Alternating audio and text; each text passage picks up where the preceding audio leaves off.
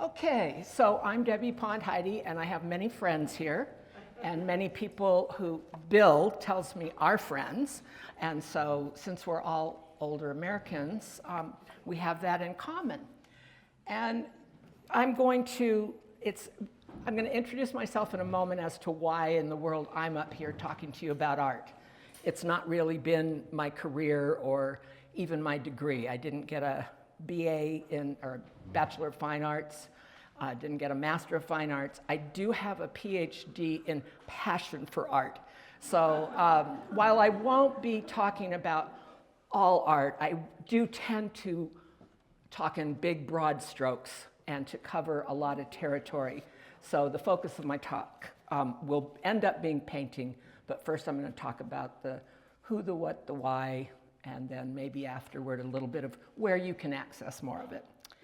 Okay, so I gotta work with this.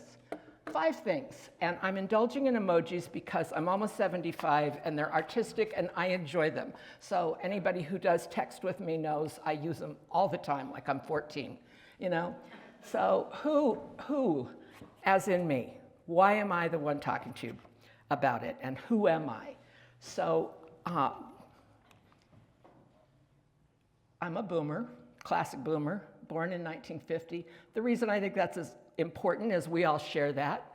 And I bet a lot of us share, I think Mark Stanley, when I showed him my slides, he said, I have that photo, only it's me on the pony.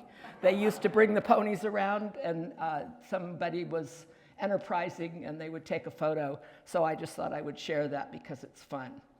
I started a family in 1970. I got married young. I had 2 fabulous daughters. Started a career. I had various things that I did. Worked in anybody remember Joseph Magnin department store, any women? So I worked at Joseph Magnin at Union Square in San Francisco. It was a lot of fun. Got to see a lot of artistic stuff there.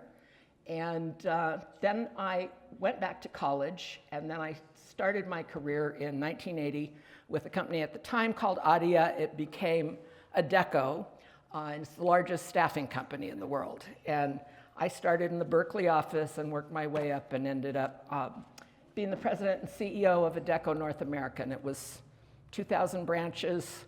We put people to work, didn't charge them, we charged the clients. And I also got to spend a lot of time in Europe, which helped feed my love of art. And then I retired early and moved back to California and up in this area. And then I started taking more art classes and getting more serious. And what a great place to do it. Placerville parents and fosters a lot of artwork. There's the Gold Country Gallery where I met Bill years and years ago. There's a lot of other galleries that we'll briefly touch on. And there was Anita Wolff. Somebody guided me to Anita Wolff. I don't know if any of you remember Anita. So fabulous painter.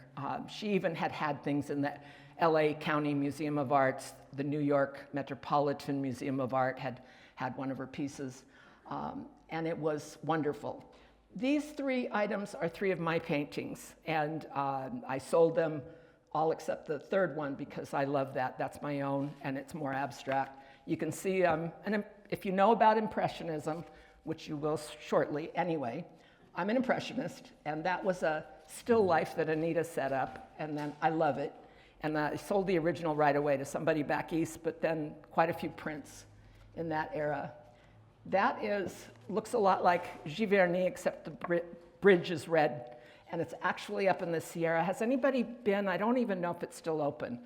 They called it Giverny, which was Monet's garden of the Sierra, and it was up in the eastern area, and the bridge was turquoise, but I was painting so much in green that I had to make something stand out, so I made the bridge red.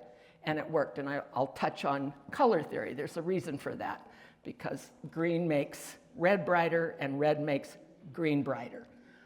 The other one is the only decent, for me at least, abstract I've ever done, much harder than one thinks, and I called it The Precipice, and that's got all these kinds of meanings. Really, I just thought I was kind of channeling the Grand Canyon and Red Rock Country, which I love, and also realizing life was changing. As we get older, it changes. And so that's kind of me. And I think having been around the Placerville art scene for quite a long time, had a couple of galleries, in fact. First I was in Gold Country, and then a few of us, Ron Rentinelli and Paul Cockrell and Lou LeBou, they invited me to join them to start Gallery 4. I don't know if you ever went. We opened in 2007, and we're doing great, and it was so much fun, and we're selling things and had other artists in there. And then a little thing happened to the economy in 2008, and it became pretty tough to get through. And I will tell you, running art galleries, it's hard to make money, if any of you have done it or been involved. And do you know who Peggy Guggenheim is? Does anybody know? Or the Guggenheim Museum in New York? Raise your hand. Yeah, a lot of you know who that is. She had art galleries and didn't even make money. So there you go. Gold Country, all of that. So moving on, I had the audacity to say, I think it adds to your life and adds joy and enhances things in your life, art. And one of the big reasons is your brain. And it's becoming more of an area of study they even call it neuroaesthetics. This book, I think Steve Schwartzbach turned me onto it via Facebook. I saw it and I went, oh, how did I not know about it? And it's really a fun book. If you haven't read it, take it out of the library or think about it, even if you skim it, because it engages you on a level of saying, basically they have the premise that doing art enhances your brain. And there are studies and there are papers written all over the world that are backing that up. And engaging in arts 3 to 4 times even a year, they have done studies that say it lowers your risk of early death by 31%. And they even have the premise that if you just do it twice a year, it lowers your possibility of an early death, which maybe doesn't apply to most of us. Sorry, that's a little dark humor. By 14%, even if you do it twice a year. And I think a lot of us feel intimidated by art and don't pursue it, or think it's superfluous, or, oh, I don't get it. And no need to feel that way, especially not now. If not now, when? For everything in our lives, right? A recent study, a friend, Vera Nicholas, just sent me a study from Superagers. And it was a study co-published by Cal, UC Berkeley, and the University of Amsterdam. And it basically, the overall point was that art makes your brain and the synapses and the connections feel more deeply, more richly. And they've studied what lights up in your brain after you have been exposed to art and when you have engaged in actual art. But even just looking at paintings can make your brain more active and light up so many different parts of your brain. Reading about brains, 100 billion neurons in your brain, at least. And those neurons connect to each other through synaptic. I'll always say, hey, I'm making more synapses. I tend to do that, sort of simplify things that are a little beyond me. But to say, it's good for our brain to have more going on, to open new paths. And I don't know if anyone else worries about, losing it, but I do. And I think the more paths we have, the better. Yeah, Imogen. So when you speak of art, are you referring to... I'm going to get to that. Okay, good question. So, I'm supposed to repeat the questions. Yes, good, thank you, Bill.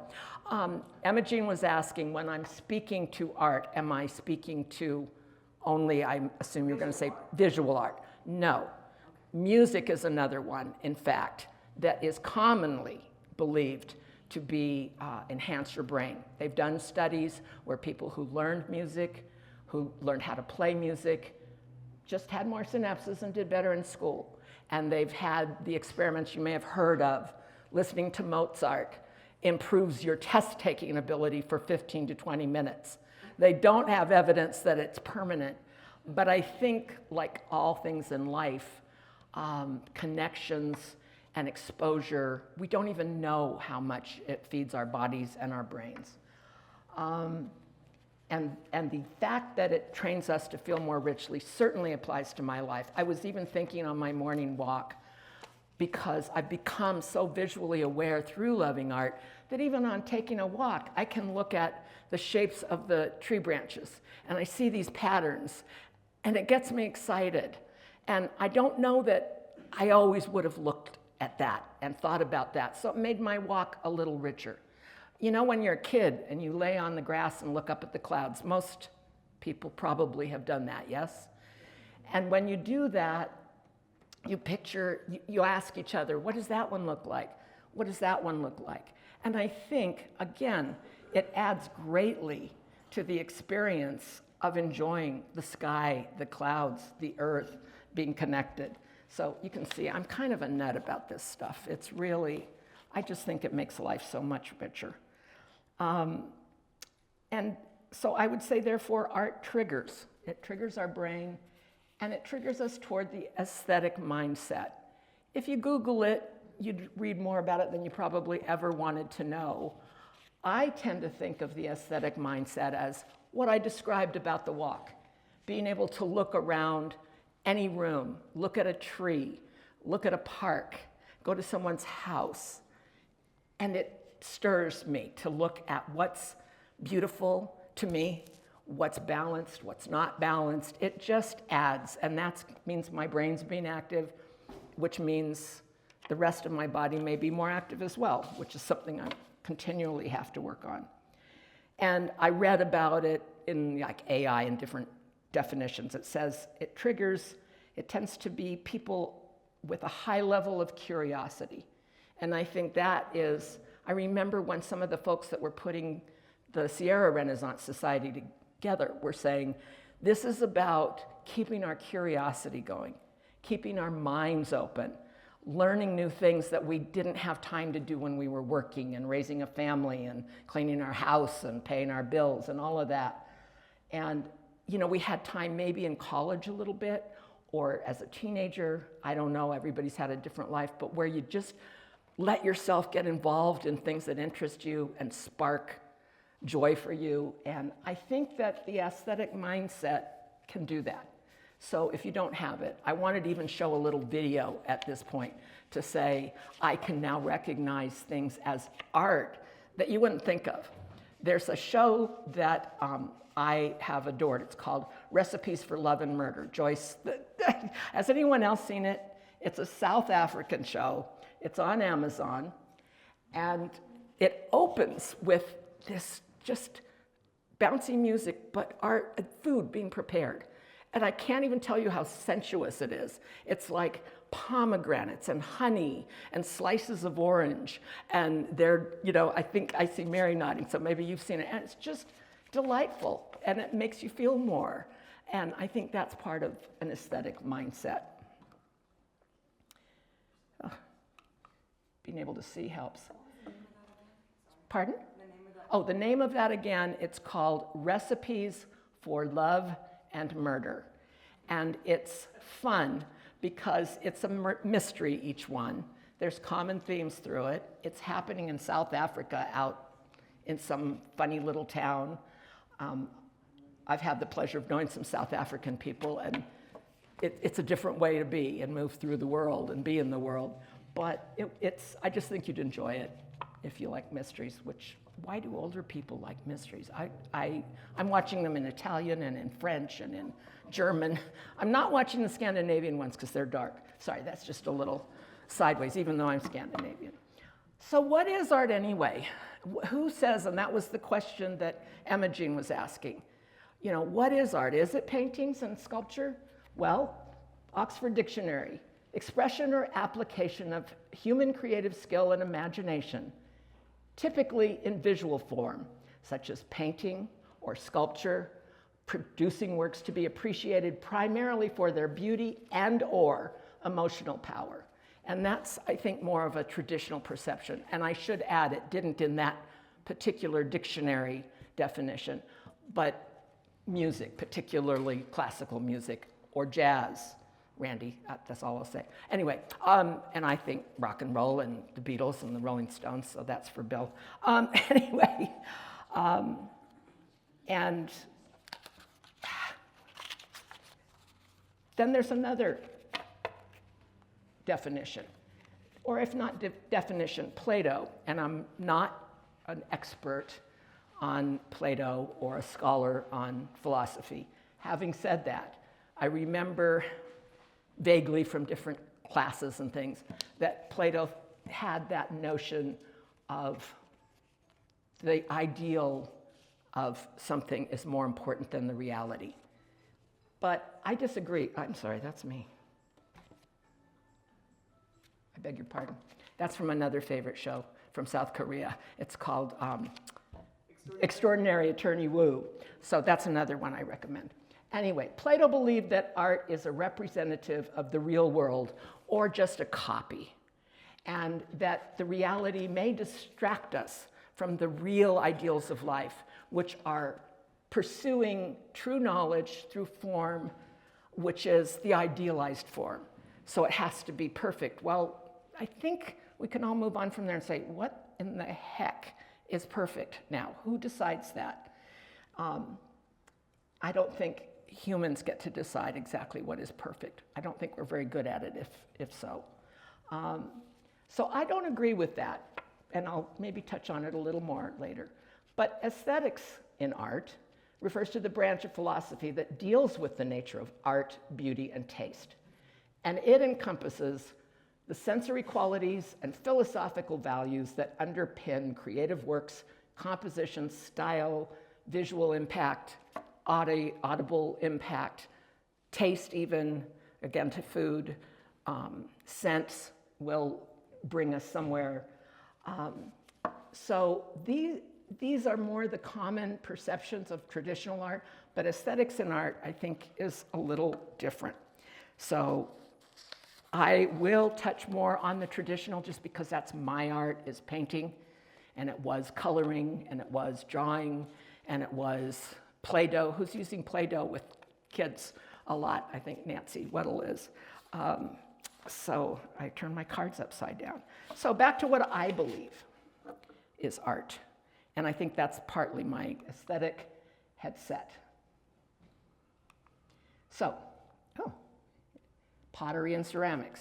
I think a lot of people do believe that now, but pottery and ceramics or I don't think I mentioned in here, baskets. I mean, you look at some of the old Native American baskets, they're stunning. You know, they're beautiful composition and patterns on them, and you can appreciate what the culture was about. You think about ceramics and pottery. You've seen it. Is anybody in here a potter? I know Marshall is a potter and a great ceramic artist. Linda Brewer was. They're both old friends, and I have pieces that both of them have done that add to my life a lot. I know I'm saying woodworking, and I won't name names, but there's people here who do fabulous woodworking art. Actually, Steve Schwartzbach, if you haven't seen his treehouse, among other things, let alone a deck or some of the other things that are done, I just think, and actually Mark Stanley, I had the pleasure of looking at those. They're everyday instruments that you would use in the kitchen, but they're works of art. They're beautiful to touch, and I still remember them, and I'll be getting some for Christmas presents. It's an art, for sure. And it's a way human beings make something that's more than just functional. We seem to have a need, wherever it is, to make more out of all of these things. It's like, if I said in the, I think the press release inviting you all to come today, that art is everywhere humans are. I don't know that that's absolutely true. Again, my broad brush thinking. But if you think about caves in Lascaux, and the paintings of the deer running, things that mattered. When you think of, recently I read about Neanderthal burials, and they uncovered a Neanderthal child skeleton that had flowers, not just flowers in the grave, but arranged in a pattern, and they could trace it back. To me, that's art. That's going beyond. It's enriching that experience, and we often do. Food. Okay, so my contention is that some people are so good at making it, and so the taste and that pleasure, but also when you set a beautiful table or you put together a beautiful plate, you think of some of the best restaurants you've been to, or even just a setting, it enhances the experience because you're experiencing artful or sensory experiences. Music, and we've got everything from Lady Gaga to Hamilton to Mozart, and art is, as music, is just one of the great joys in life. And again, it's been around forever. There were people who did drums or made clay pipes or made whistles out of pieces of antlers and stuff like that. So I think music is something I've never been able. I tried to take piano when I retired in my early 50s. Oh my God, it was a struggle, and I just couldn't do it. And then I tried, of course, in my wisdom, to try to learn classical guitar. And that's something really you probably want to have started a little earlier than 55. But anyway, it was fun, and it made me appreciate just how good someone who knows what they're doing is. Fabrics. My sister, who now lives with me because both of us I lost my husband a couple of years ago, and she lost him not completely, he's still alive, but he had such a bad stroke. But she turned to fabric art, and she is doing such wonderful quilts. And quilting, it's not just women, but it is a woman's art. And I think fabric design is inherent, and macrame. I mean, taking a bunch of string and making something beautiful out of it, that's pretty cool. Garden design, this is a very vivid development, but oh my gosh, I wish I'd started it earlier, but I just have a little suburban backyard in Folsom, but it's become, I always wanted to do installation art. You know what that is? That's where you might walk into a room and the whole thing is a piece of art. And I realized, hey, my patio and my backyard can be my installation art. So, and I think a lot of you may feel that way. And of course, there's the big grand gardens of Europe and so on. And there's many, many more things. And again, how I disagree with Plato. I think imperfections, I think reflections of reality, even of painful things, are art, are important. I think it makes us better human beings, and it can open our mind to others that we don't understand, to other ways of thinking and feeling from them. How am I doing time-wise? Okay.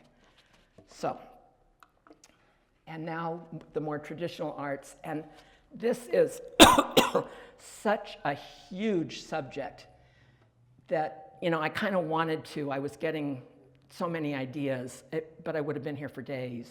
So instead, I'm going to focus on painting, and even there, barely scratching the surface. I'm sorry.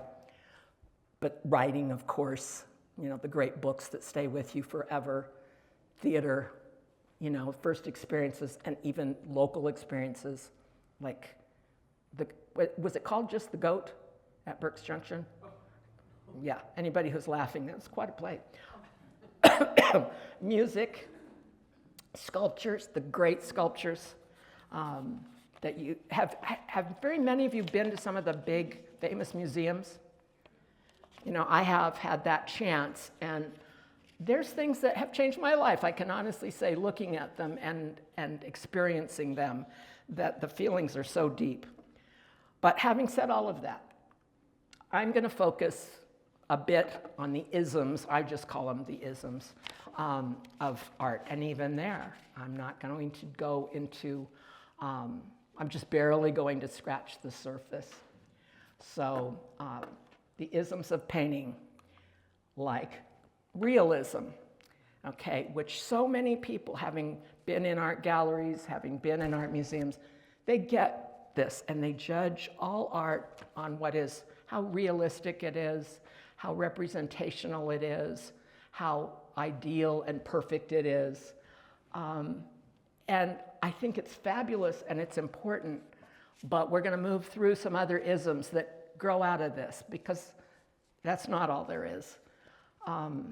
Accurate presentation. I think good timing, somebody said, about having the Sistine Chapel, because sometimes people will ask me, and it's just purely a personal choice, what's the greatest painting? I have two answers, but one of them is for sure the Sistine Chapel. I mean, if you even seeing it, that old movie that had Charlton Heston playing Michelangelo, I went to see it in high school, and I just, loved it because it showed the Sistine Chapel so much. And the iconic image of God giving life to Adam is just beautiful. Realism focuses on an accurate presentation, direct observation, as in using human models to draw a human. Details, lots and lots of details. All the muscles, all the fingernails, all the things that are there right in front of you. And it can be on everyday life and beyond, but the everyday life would be much later than High Renaissance. High Renaissance, we can't really say this is real because it's Michelangelo's idea of the creation of life and of God and of Adam and Eve. And, I just tend to think that's a very beautiful imagination, but it's not per se accurate. Any questions or comments just on realism? And I will add something else, actually. I was looking this morning, kind of brushing up on some of this stuff again. And I was thinking about Michelangelo and the David, the statue, the fabulous statue in Florence, and how that's considered so beautiful and realistic. But again, it's not realistic. Michelangelo made David's head much larger than it would be in anatomical accuracy. He made both hands much larger. The torso is larger than it should be because he was realizing people are going to look at it from down here and they're going to look up. But even then, the muscle structure, the studies of anatomy that were considered to be so beautifully done.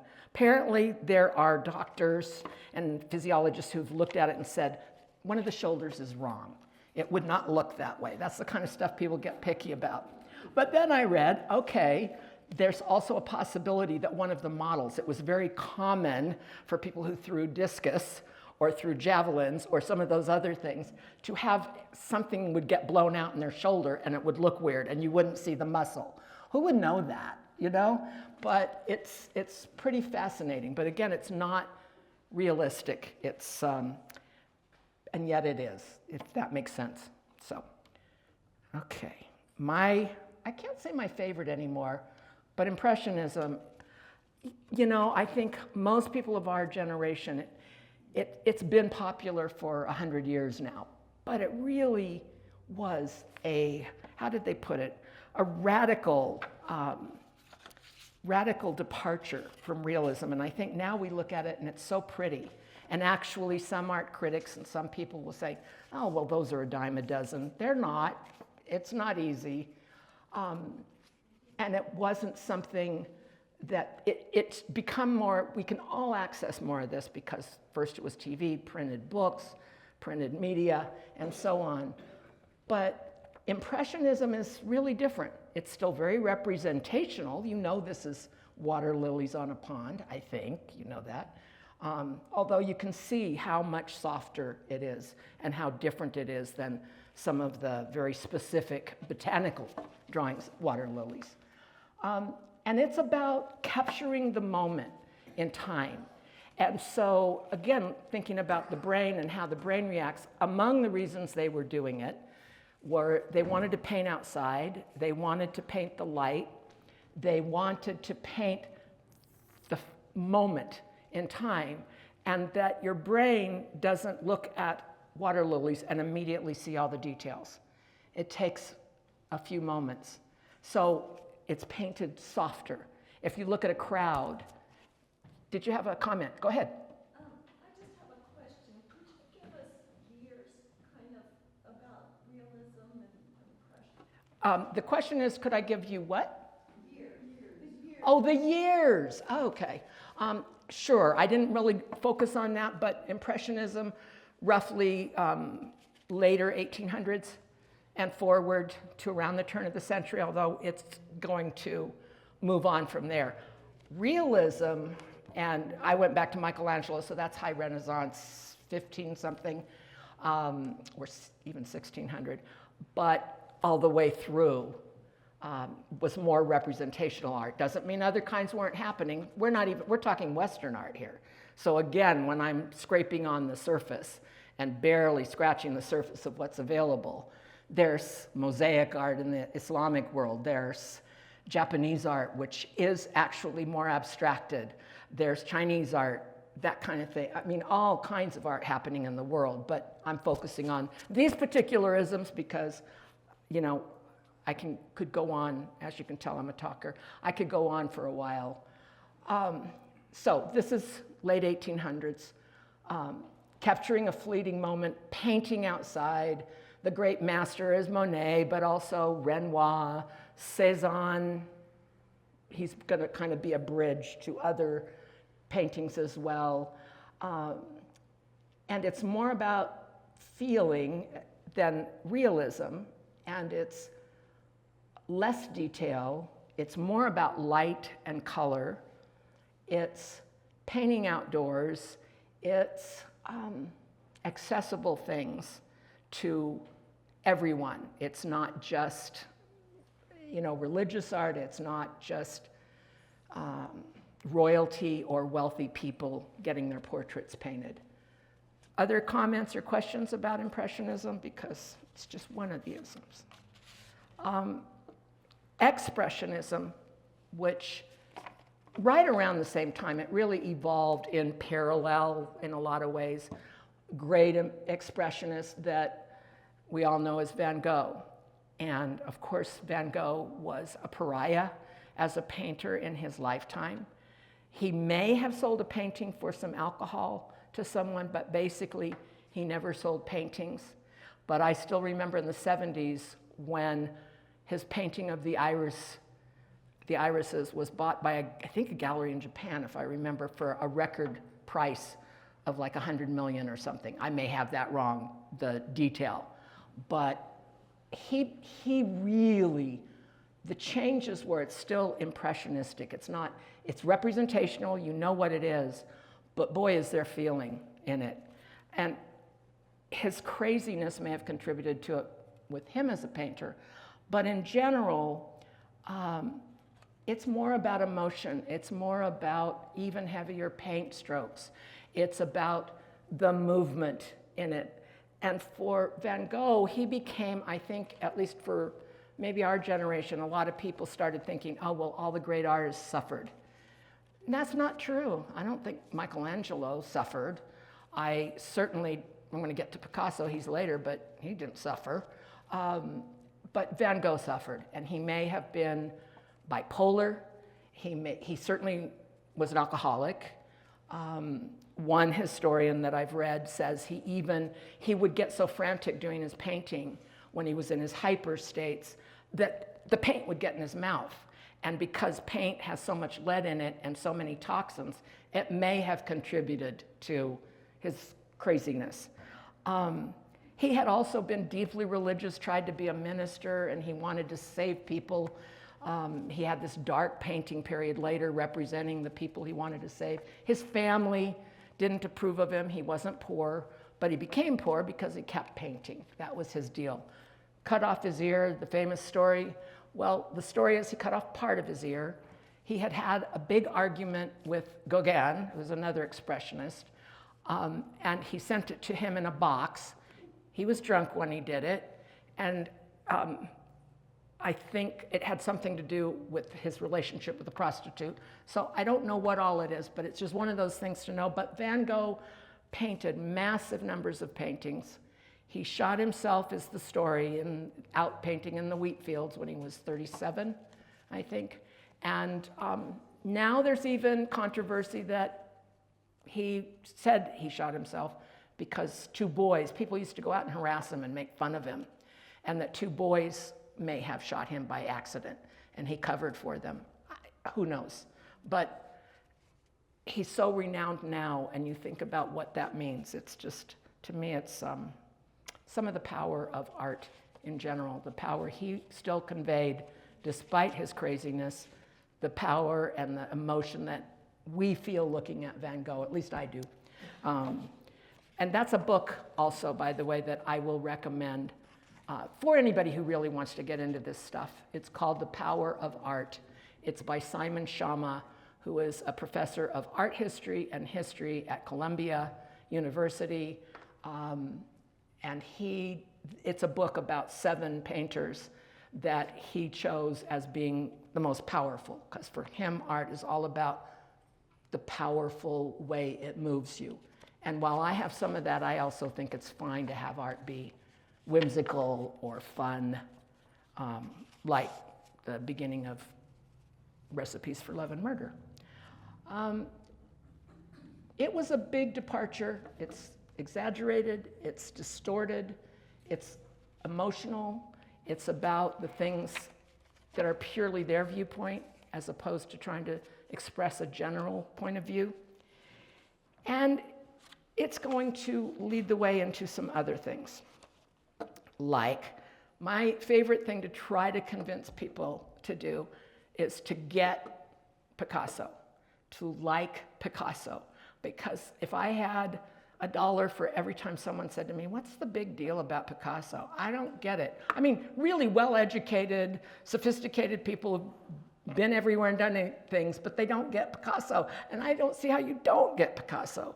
So Cubism.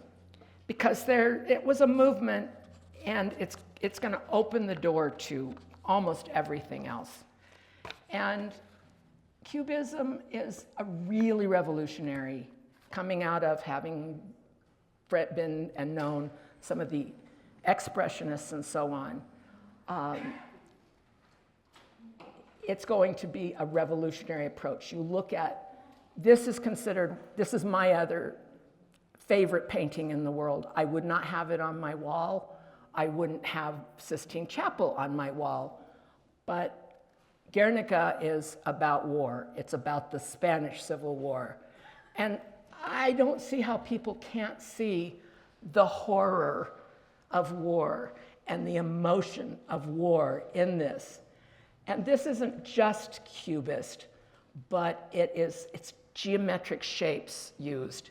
It is about the agony. It's giving Cubism, I'll get into that, it's simplification of shapes, which is important in art because almost everything, like a tree is basically a cylinder and either a cone if it's a pine, or it's an elm tree if it's a ball. So it's basic shapes. That's at least what Cezanne said, and I agree.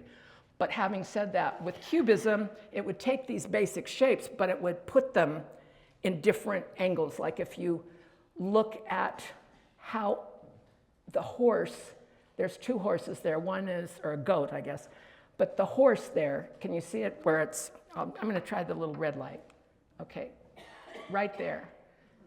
The horror of that, to me, it's fantastic. And my daughter helped me find this because it was really hard to get the great art and not have the copyright to it. But she said I wanted to show the scale. It's in a museum in Madrid, and it is huge. It's on the wall, and it's very moving, I will tell you that. And it is surreal as in, it's another world, it's otherworldly. And, we know about surrealism, Dali, melting clocks and skulls and weird shapes, but again, kind of psychedelic, kind of looking at reality another way. And I think Cubism opened the door for almost everything else, finally. But I see it all as a progression. That's one of the reasons I picked those particular isms. There's others, and there's more specific. You could spend weeks studying just Cubism. But modernism is everything. And we showed pop art, which is Andy Warhol's recreation of a photo of Marilyn Monroe in silk screens and then put in different colors. And I remember thinking, well, is that really art? Because you didn't have to sit and learn how to draw everything and do all of that. But then when you look at it, you feel something. It's our culture. That's what's happening. I mean, think of celebrity culture now. And he did this in the late 50s, the late 1950s. I think was the first one. Certainly the 60s and 70s were part of his era.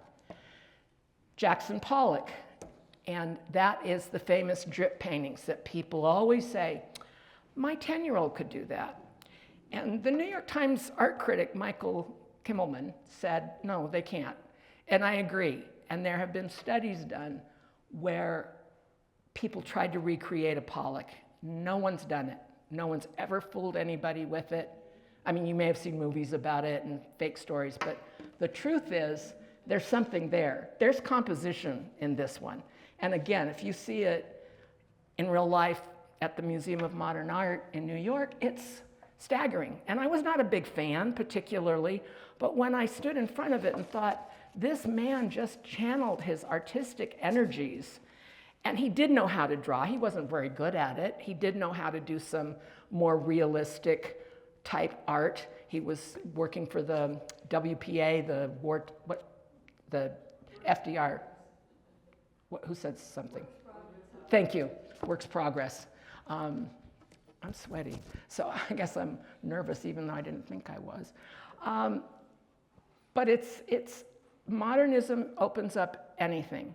The big squares of red by Rothko, which have layers and layers of paint. So when you're looking at it, it's meditative. It takes you into red. It's a whole thing. And you think, could anybody just paint a square of red? Yes. But can anybody paint it like Rothko? No. And, I think it tells you something. Again, I wouldn't have it on my wall, but I love being able to access it, look at it, feel it, think about it.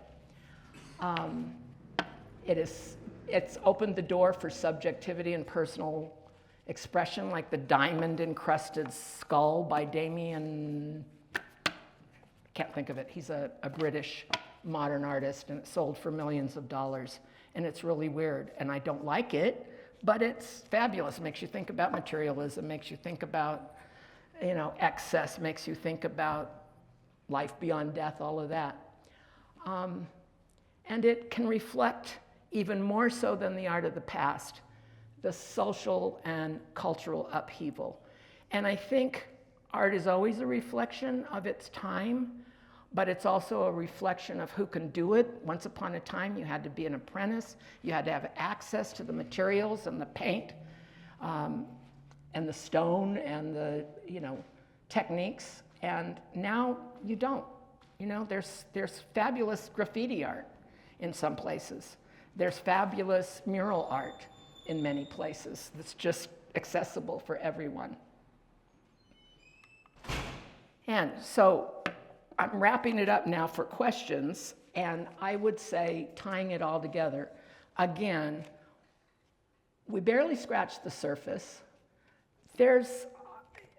Art, I probably have 200 books, either about an artist or a movement in art or art philosophy or thinking.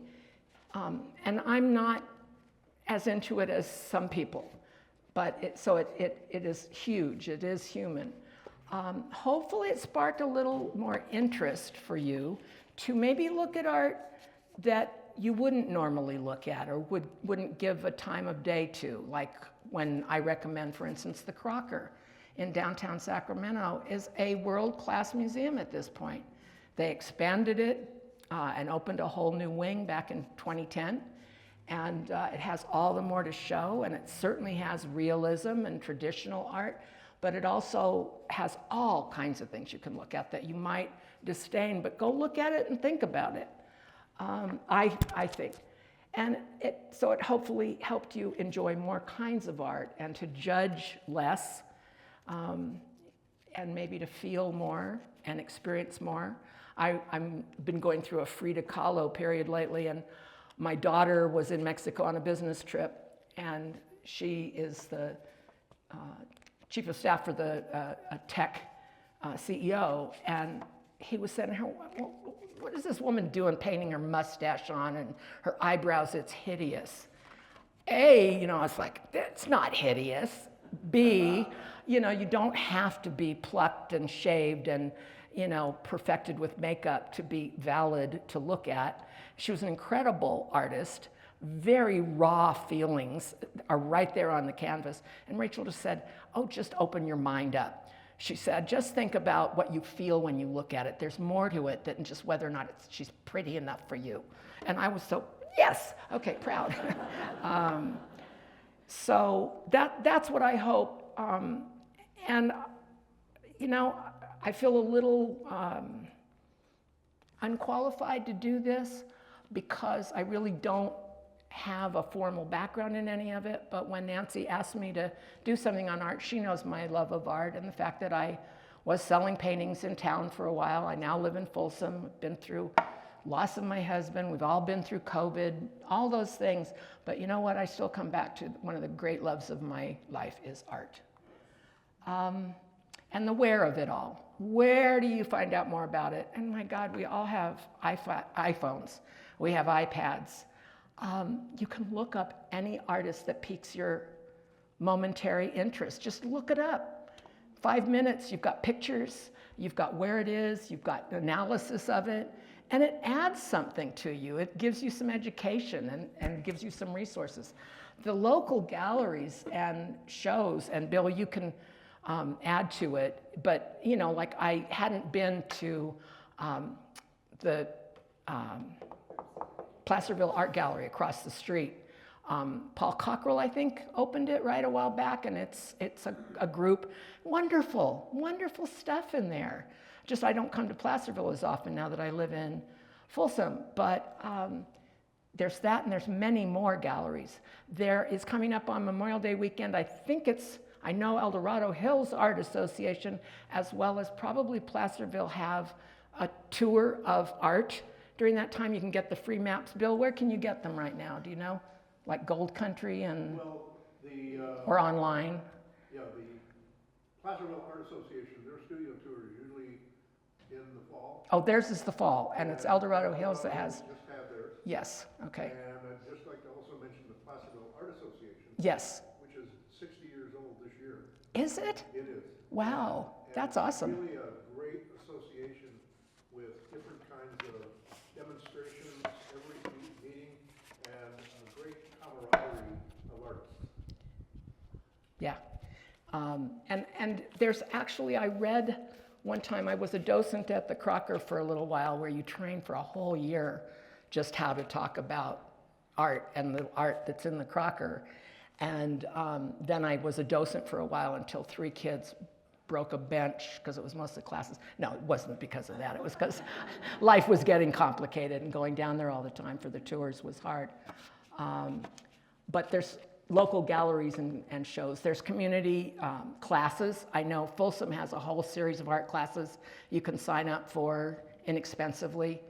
I don't know if the community center here does that because it's a little smaller population, but I imagine there's classes, certainly local classes that you can look up. The libraries, I did talk to Vera, former librarian, didn't ask you, Susan, but other librarians that are here.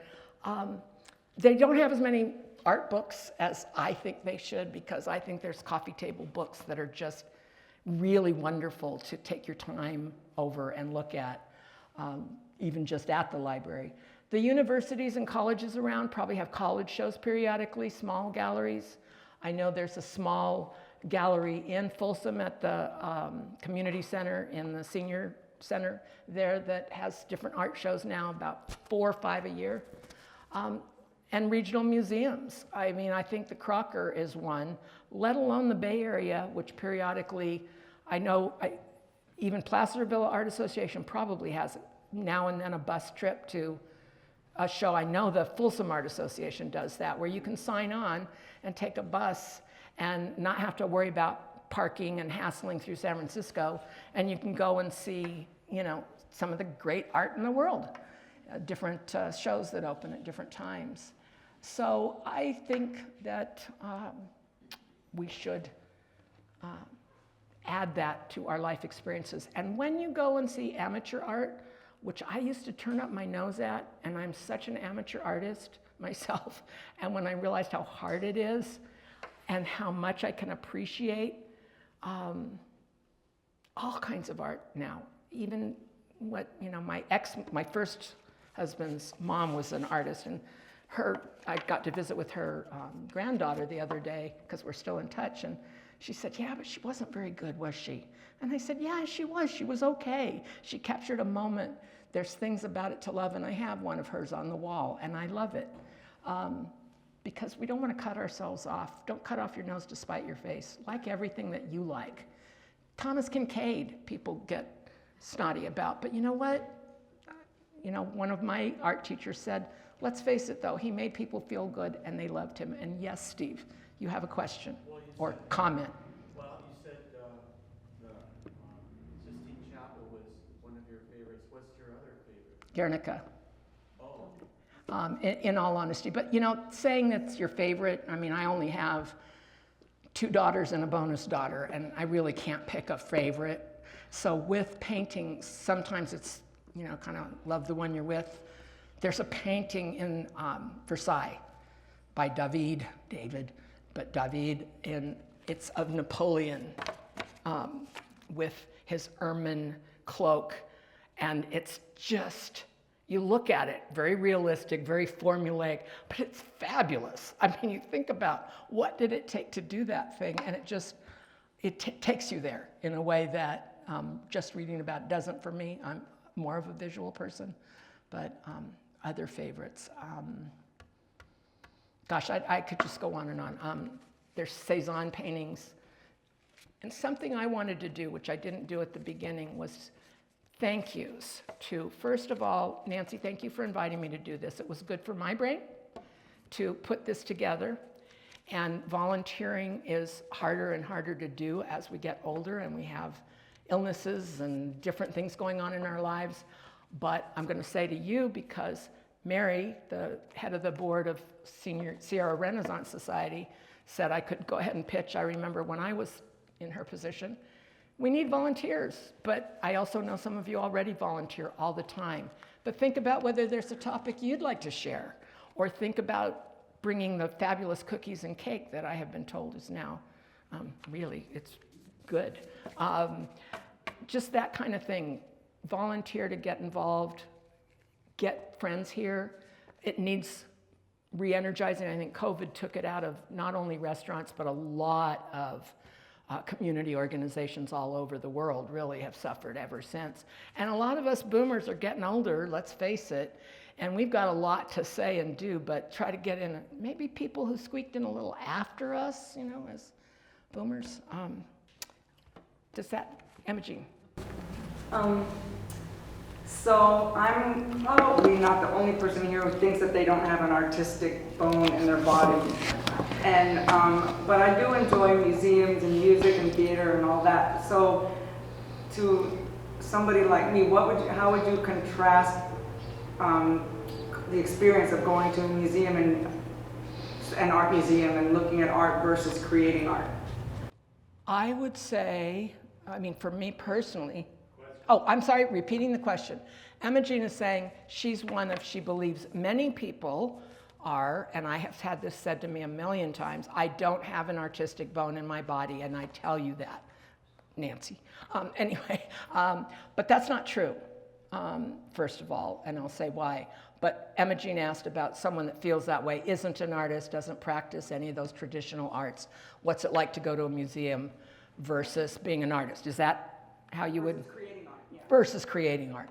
Well, creating art is different than observing it, but it's all going to stimulate your brain cells. When I create art, like when I garden, there's 2 things that are almost like meditating for me.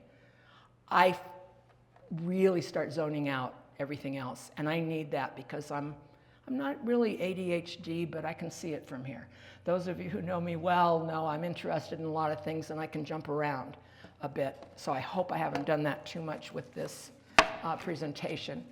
But doing art is maybe inspired by looking at art, or there's times that just looking at art or listening to art or going to the theater, it just adds to your experiences. It makes life longer.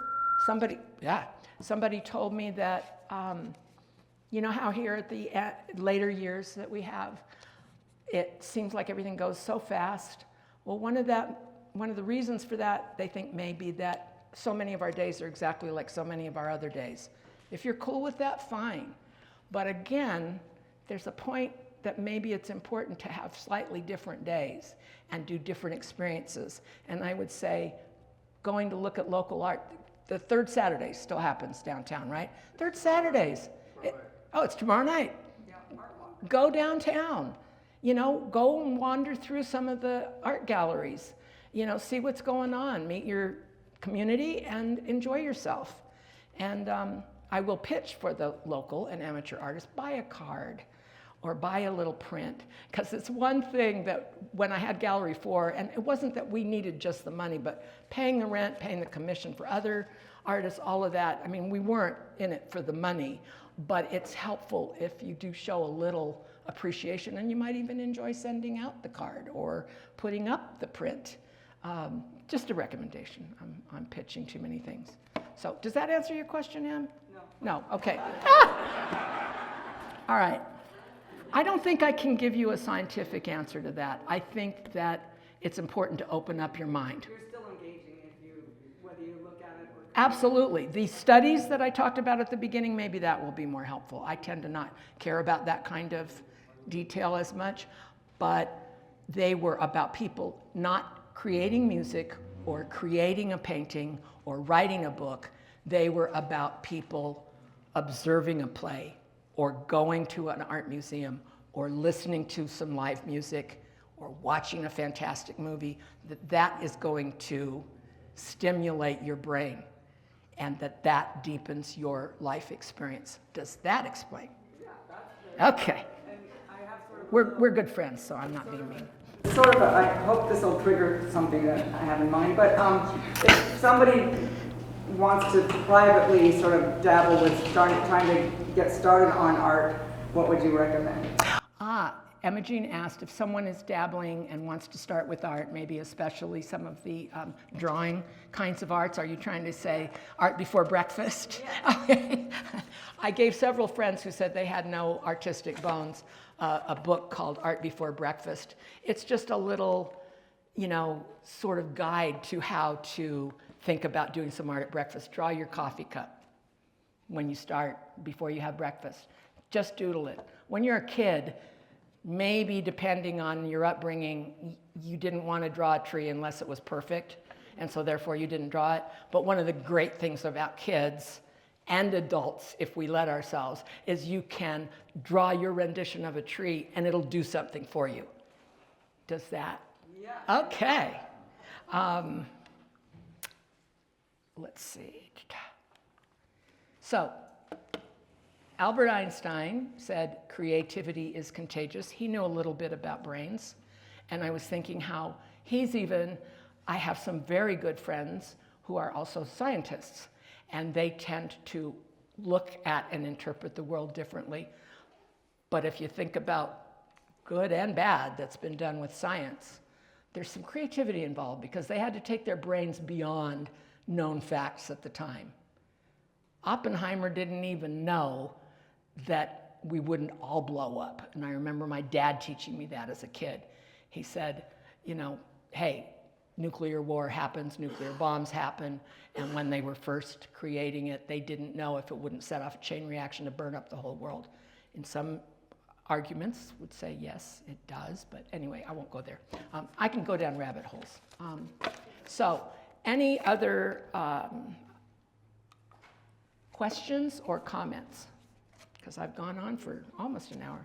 Emma Jean. This is a fast one. Who was the author of The Power by Art? Because there's more. Okay. She asked who was the author of The Power by Art, but it's The Power of Art, and it's Simon, and it's Schama, S-C-H-A-M-A. Yes? You showed 3 of your paintings when you first started, but what is your primary love of a medium? What's one? Oh, I love oil paints, but and oil paints on linen became this really linen canvas instead of the cheaper canvas. But Oil paints are a little toxic, and I'm trying to move into acrylics. But once I stopped using oils so heavily, you must have tried, or must do. Yeah, oils, for me, there's the romance of, you know, David painted with oils, and so did Picasso, and so did Monet. So there's just romance, and the color and the light that comes with oil paint for me is almost hard to beat. But also, it's more forgiving. So anybody who wants to dabble, you might start with pastels or pastel chalks, because you can do all kinds of stuff with that, and you might be kind to yourself. Somebody over here asked a question? Yes. Well, I didn't have a question, but there's a place, I have some memory issues, but I love, one thing is I go to the art gallery.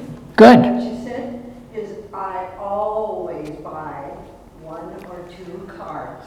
I want to do something, and I see, here's the monarch butterfly, oh, you know, and then you send to people, well, I have a little layer of them because I love them so much that I'm not sure who to send it to, you know? Yeah. And I just feel like I can help, you know, and I bring people that have lived here forever and have never gone, you know, and to experience the art. And then I have gone downtown, and if anybody have their book, and here's the courthouse, here's